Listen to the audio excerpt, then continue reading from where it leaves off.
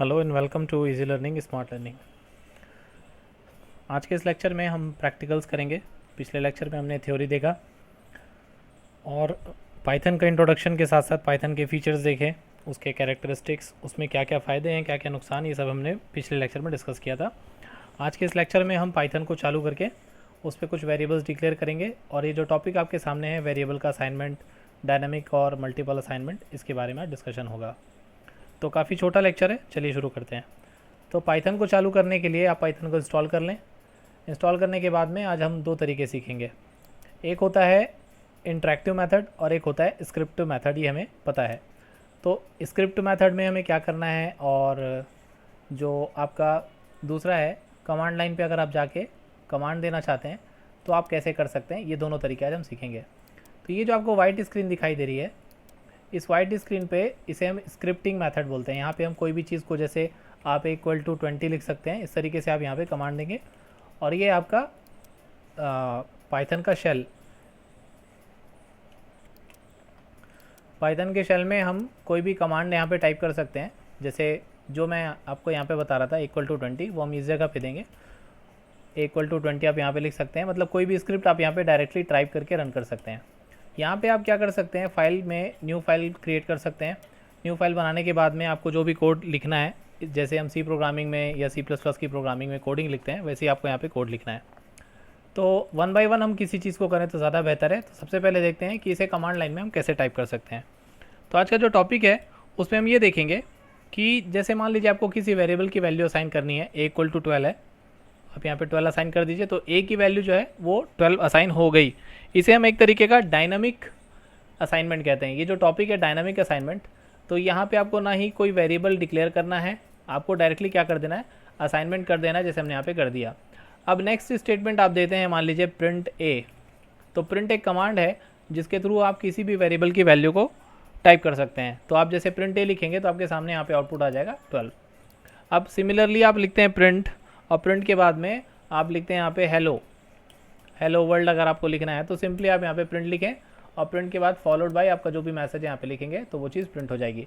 तो ये जो प्रिंट मेथड है ये वेरिएबल की वैल्यू को भी प्रिंट करता है, और इस तरीके से आपने देखा कि यहाँ पे ए की वैल्यू जो है अभी भी आप देना चाहेंगे तो प्रिंट आप लिखेंगे 12, तो यहाँ पे प्रिंट 12 हो जाएगा, और प्रिंट ए लिखेंगे तो ए की वैल्यू भी 12 में प्रिंट हो जाएगा।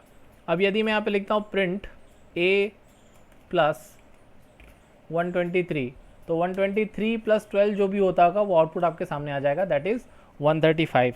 तो इतना आसान है इसे क्या करना, रन करना। तो ये तो हमने क्या किया, जो आपका कमांड बेस्ड मेथड है कि जिस तरीके से आप पाइथन में एक एक करके कोई भी चीज़ को असाइन कर सकते हैं। अब जैसे मान लीजिए मैं यहाँ पे एक नया वेरिएबल लेता हूँ b = असाइन कर देता हूँ अगेन 12।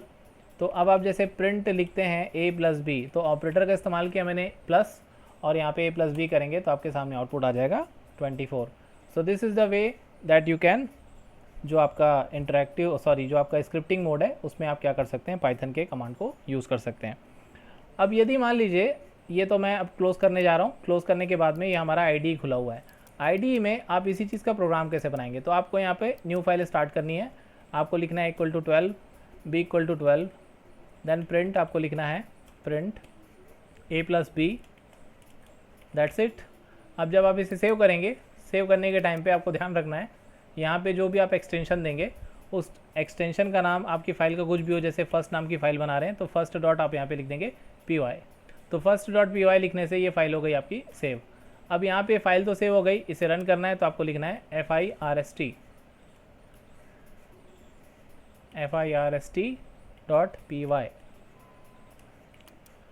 तो एक्चुअली में आपको यहाँ पे कहीं जाने की ज़रूरत नहीं है, यही इंटरेक्टिव मोड है जहाँ पे आपने फ़ाइल को टाइप किया है। अब फाइल को टाइप करने के बाद में आप यहाँ पे रन पे जाएं और रन मॉड्यूल पे क्लिक करें। तो अब आपसे पूछ रहा है कि source must be saved, okay to save, तो मैं इसे सेव कर देता हूँ। अब देखिए यहाँ पे एक एरर मैसेज दिखा दिया कि आपको यहाँ पे ब्रैकेट लगाना कंपलसरी है, क्योंकि मैंने आपको बताया था कि सिंटैक्स इसमें जो है वो प्रॉपरली फिक्स होना चाहिए। अब हम इसे रन करके देखते हैं, तो ये वापस फिर से इसे सेव करेगा और रन करेगा, तो यहाँ पे देखिए आउटपुट आ गया आपके सामने 24। आप इसको क्लोज कर सकते हैं, आप उसे क्लोज करेंगे तो आपकी जो स्क्रिप्ट है वो यहाँ से क्लोज नहीं होगी। तो इस तरीके से आप मल्टीप्लिकेशन है, जैसे 12 × 12 करना चाहते हैं, अगेन आप रन करेंगे इसे, तो इस तरीके से आपको 12 × 12 जो है 144 दिखा देगा। आप स्क्रिप्ट में कोई भी चेंजेस कर सकते हैं, जैसे आपने आउटपुट तो चेंज कर दिया, अब आप जैसे प्रिंट करना चाहते हैं, print for example hello world भी आप लिखना चाहते हैं, जैसा हमने वहाँ पे लिखा था, तो ये एक ही प्रोग्राम में एक ही वैल्यू बी की वैल्यू इनिशियलाइज़ किए, दोनों को मल्टीप्लाई किए एंड देन हम क्या कर रहे हैं, हेलो वर्ल्ड प्रिंट करें। तो आप रन मॉड्यूल में क्लिक करिए, देन ओके प्रेस करिए, साथ ही साथ आपका क्या आ जाएगा, missing parenthesis again, so let's put one parenthesis over here and then click on run button, that's it.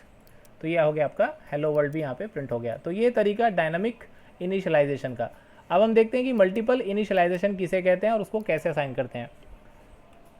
Suppose आपके पास में आपको डायरेक्टली 3 वेरिएबल्स डिक्लेयर करने हैं, एक्स वाई जेड मान लेते हैं हम, x comma y comma z is equal to आपको डायरेक्टली लिख देना है तीनों की वैल्यूज़, जैसे 12 कॉमा 13 कॉमा 14, ये 3 वैल्यूज़ मैंने यहाँ पे दे दी। अब आप प्रिंट करेंगे तो प्रिंट लिख देंगे print x comma y comma z, that's it, इतना ही आपको करना है। फिर ये जो आगे की दोनों चीज़ें, इसे मैं डिलीट कर देता हूँ, इसे भी डिलीट कर देता हूँ और इसे क्या करते हैं अपन, रन करते हैं। सो लेट्स चेक, अगेन मैं पैरेंथेसिस भूल गया, कोई बात नहीं, चलिए कम से कम आपकी आदत हो ही जाएगी गलती नहीं करने की। तो ठीक है, यहाँ पे 12, 13, 14 आपके सामने प्रिंटेड हो चुका है।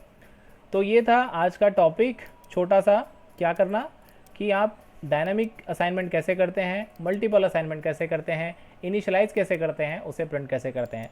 लेक्चर नंबर 4 में आगे बढ़ेंगे और आगे के टॉपिक्स देखेंगे। तब तक के लिए बने रहिए हमारे साथ, और यदि आपने अभी तक सब्सक्राइब नहीं किया है हमारे चैनल को तो प्लीज़ सब्सक्राइब इट और शेयर करते रहिए हमारे वीडियोज़ को, ताकि पाइथन प्रोग्रामिंग जो है सभी को अच्छे से समझ में आए। Thank you very much.